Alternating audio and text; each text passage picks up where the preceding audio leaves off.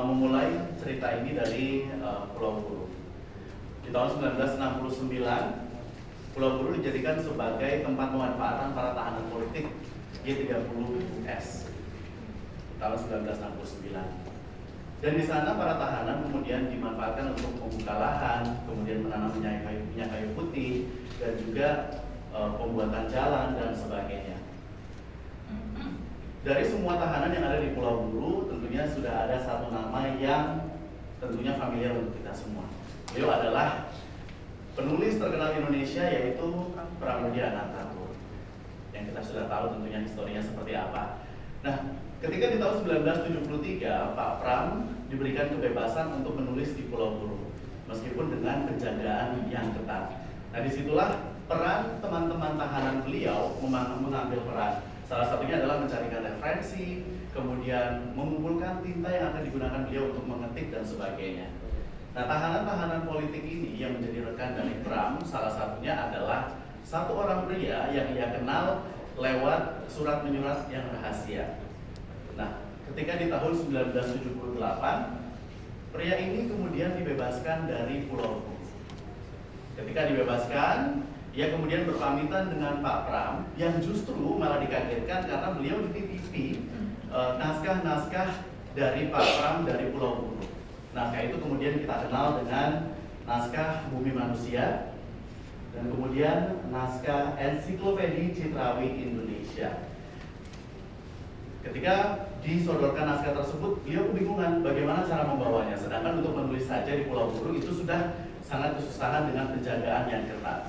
Akhirnya naskah tersebut ia bawa dari Pulau Buru, dimasukkan ke dalam sebuah besek, kemudian ia tutup dengan baju kotornya beliau supaya tidak dicurigai, dan akhirnya dia dibebaskan dari Pulau Buru. Lalu pertanyaannya, apa yang membuat ia bisa berada di Pulau Buru? Siapakah pria ini? Pria ini berasal dari Kota Malang. Ia adalah seorang keturunan masyarakat Tionghoa Peranakan. Sejak kecil beliau sangat tertarik dengan yang namanya politik, dan beliau sangat menyukai tokoh Soekarno dan juga Sun Yat-sen. Ketika sekolah, ia aktif untuk ikut di forum-forum diskusi politik yang membahas tentang Soekarno, Sun Yat-sen, dan juga tentunya tokoh-tokoh lain. Akhirnya ketika sekolah, ia aktif berdiskusi, kemudian juga ketika sudah semakin beranjak dewasa, aktifnya beliau di dunia politik kemudian diwujudkan dengan bergabungnya dirinya sebagai anggota Baperki. Baperki ini adalah Badan Permusyawaratan Kewarganegaraan Indonesia. Nah, organisasi ini concern terhadap isu-isu rasial yang terjadi pada masyarakat etnis pada masa pemerintahan Orde Lama. Salah satunya adalah masyarakat Tionghoa. Nah, kemudian beliau menjadi pengurus, salah satu pengurus penting di Kota Malang.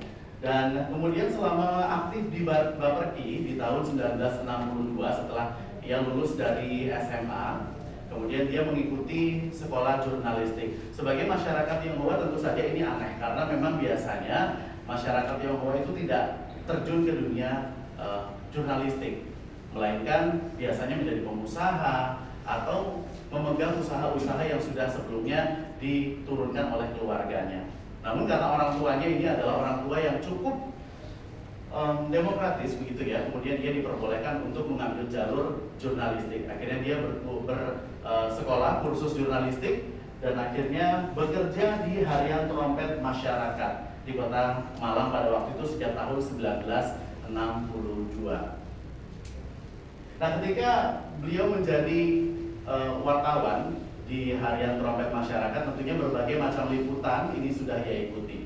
Dan yang paling berkesan untuk beliau adalah menjadi seorang wartawan yang dikirim ke Jakarta untuk meliput agenda-agenda kepresidenan.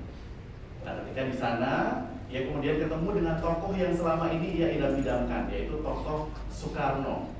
Ia bertemu dengan Soekarno, kemudian diberi kesempatan juga untuk memotret. Pada waktu itu Soekarno memintanya untuk memoto beliau, dan sampai sekarang ini bahkan fotonya masih disimpan. Dan ketika berada di Jakarta, dia juga mendapatkan oleh-oleh kenang-kenangan dari Presiden Soekarno, karena pada waktu itu ia datang ke istana tidak datang menggunakan arloji, sedangkan sebagai seorang wartawan yang pekerjaannya ini diburu-buru waktu, ia harusnya menggunakan arloji. Kemudian Presiden Soekarno menyopot jam tangannya dan memberikan kepada beliau jam tangan pribadi Presiden Soekarno yang ada logo Garudanya. Nah, kemudian semua itu berubah ketika di tahun 1965 dengan adanya gerakan 30S dan juga tentunya gerakan 1 Oktober. Kemudian surat kabar yang dianggap Soekarno sentris pada saat itu tidak boleh beredar. Beliau juga yang kemudian aktif dalam organisasi Bapperki akhirnya langsung mendatangi kantor Bapperki yang ada di Malang dan kebingungan. Ini sebenarnya apa yang terjadi? Apa yang terjadi di Jakarta sampai membuat harian kita ini tidak boleh lagi diterbitkan. Kemudian karena yang namanya Bapperki ini adalah salah satu ormas yang kemudian berafiliasi dengan partai yang dituduh dalam pada saat tahun 1965, tentu saja ini membuat posisi beliau terpojok. Namun beliau merasa janggal karena kalau misalnya sebagai seorang pengurus penting, kalau misalnya memang ada agenda yang ingin dilakukan oleh partai tersebut atau mungkin organisasi ini, harusnya beliau sebagai pengurus penting juga mengetahui rencana ini. Tapi beliau tidak mengetahui. Namun pemberitaan di luar sana sudah beredar luas bahwa partai tersebut dikatakan sebagai dalang, termasuk dengan ormas-ormas yang berafiliasi dengan partai tersebut. Akhirnya menyadari posisinya, dia tetap melangsungkan kehidupannya dengan normal, mencoba untuk tenang di rumah saja, melakukan hobi-hobinya yaitu membuat clipping pemberitaan karena memang beliau bekerja sebagai seorang jurnalis yang tentu saja menyukai pembuatan clipping untuk dijadikan sebuah folder. Sampai kemudian dia dijatuhi sebagai tahanan kota yang mengharuskan dia untuk wajib lapor. Namun pada waktu hari keempat ia melakukan wajib lapor, ia tidak diperbolehkan pulang alias ditahan. Tidak ada upaya untuk bertanya kenapa ia ditahan. Tidak ada juga penjelasan kenapa ia ditahan, karena dia menyadari betul posisinya adalah sebagai pengurus dari organisasi yang memang dianggap berafiliasi dengan partai tersebut. Akhirnya setelah ia ditahan, ia dibawa ke Batu.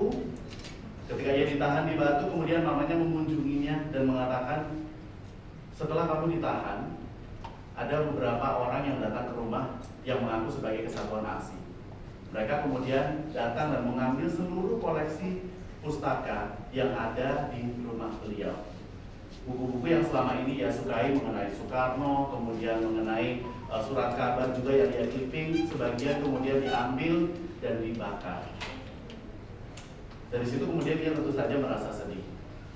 Nah, setelah dari penjara di Batu, ia kemudian dipindahkan ke penjara Lowokwaru. Cukup lama dari awal penangkapannya di tahun 1965, di tahun 1970, 5 tahun setelah kejadian tersebut, ia kemudian diinterogasi untuk terakhir kalinya.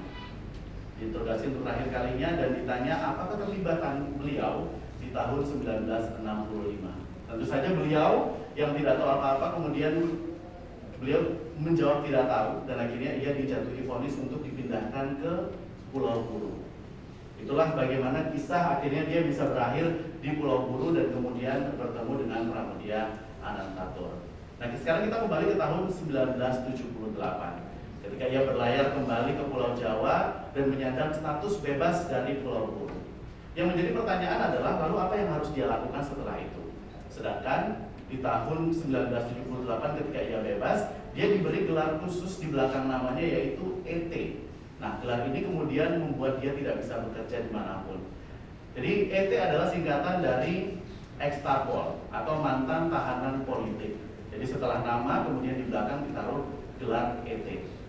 Sebenarnya peraturan ET ini hanya diberikan untuk mereka dan tentu saja mereka tidak bisa untuk bekerja di instansi-instansi pemerintahan. Tapi tentu saja pada saat itu ketika memang isu ini masih menjadi isu yang hangat dan tentu saja terjadi, perusahaan-perusahaan swasta pun takut untuk merekrut karyawan yang Ekstapol.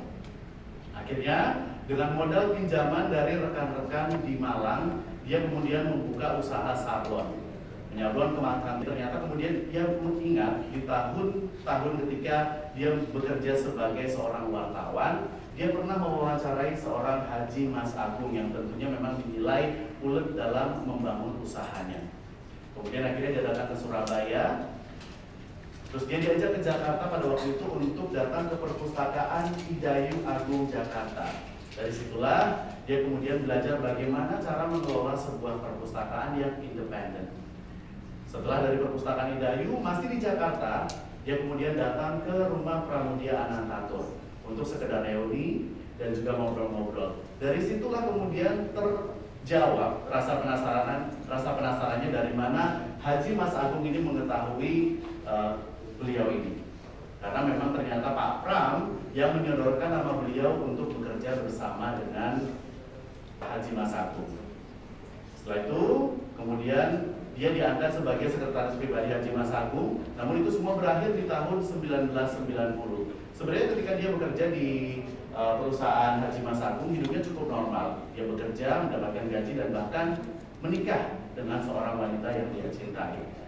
Setelah kematian Haji Mas Agung, kemudian dia lumayan bingung apa yang harus dilakukan lagi. Tapi bingungnya tidak lama-lama karena kemudian dia terpikir untuk membuka usaha sendiri, yaitu penjualan buku grosir yang ada di Jalan Mendokan Ayu, Surabaya. Nah, dari sinilah dia mulai mengumpulkan koleksi-koleksi lamanya, bahkan yang dari Malang dia pindahkan ke Surabaya dengan tentunya dengan truk, kemudian juga dengan mobil, box. Dan beruntung pada saat kejadian 1965 tidak semua koleksi pustakanya ini diambil dan dibakar. Ada sebagian yang disembunyikan oleh adiknya di atas plafon rumah karena takut mungkin ada kejadian tahun 95 terulang kembali dan rumahnya kemudian diobrak-abrik lagi. Nah, kemudian setelah koleksi ini sudah terkumpul dan akhirnya sudah ada sekitar 9.000 koleksi yang ada miliknya, dan pernah ditawar 1 miliar rupiah. Pada waktu itu ada 3 orang warga negara Australia yang datang kepadanya untuk menawar semua koleksinya dengan harga 1 miliar rupiah. Namun dia takut untuk memberikannya. Tentu saja itu bukan uang yang kecil, tapi juga tentu saja ia takut karena kalau misalnya koleksi ini jatuh kepada orang asing, takutnya akan melakukan hal-hal yang tidak bertanggung jawab kepada negaranya, yaitu Indonesia. Nah, kemudian dia bertemu dengan seseorang bernama Pak Ongko, yang kemudian adalah anak dari rekan beperginya. Kemudian dari situ dia mengungkapkan cita-citanya untuk memiliki sebuah perpustakaan untuk terus diwujudkan. Akhirnya di tahun 2001 beliau, Pak Ongko, Pak Sindu dan juga rekan-rekan yang lainnya mendirikan perpustakaan Medayu Agung Surabaya. Jadi pria yang bernama Wi Hing Hui ini mendirikan perpustakaan Medayu Agung Surabaya. Ini adalah perpustakaannya.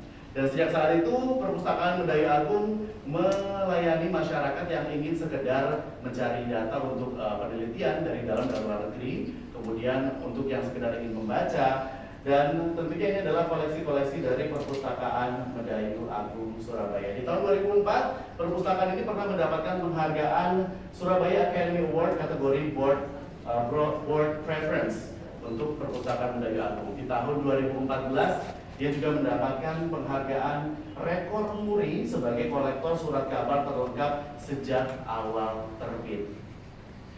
Dia juga pernah diundang di International Conference di Hong Kong pada waktu itu dan sempat berulang sampai di Singapura. Kemudian di tahun 2020 adanya kesadaran untuk membuat perpustakaan Medayu Agung lebih relate dengan generasi muda. Untuk itu akhirnya dibentuklah komunitas Sahabat Medayu Agung Surabaya yang tentunya akhirnya berinovasi dalam bidang teknologi, mulai dari katalog, kemudian juga pembuatan konten YouTube, sosial media, dan juga hal-hal lain yang berbau teknologi, mulai dari digitalisasi koleksi juga untuk memperpanjang umur dari koleksi. Sampai saat ini Pak Wi yang hampir berusia 90 tahun masih datang ke perpustakaan setiap harinya untuk membaca, kemudian untuk mengkliping koran, dan juga untuk sharing tentang kehidupannya. Beliau pernah berpesan bahwa generasi muda hendaklah sering-sering membaca buku, kemudian memperkaya ilmu pengetahuan, dan tentu saja jangan pernah melupakan sejarah, karena itu adalah identitas bangsa kita. Nah, semangat literasi ini kemudian diharapkan bisa menular kepada generasi muda. Lalu siapa yang akan meneruskan perjuangan beliau dalam hal literasi? Tentu saja bukan saya, bukan hanya kami yang ada di Sahabat Medayu Agung Surabaya, tapi kita semua yang ada di sini yang concern terhadap literasi di negara kita, Indonesia. Terima kasih.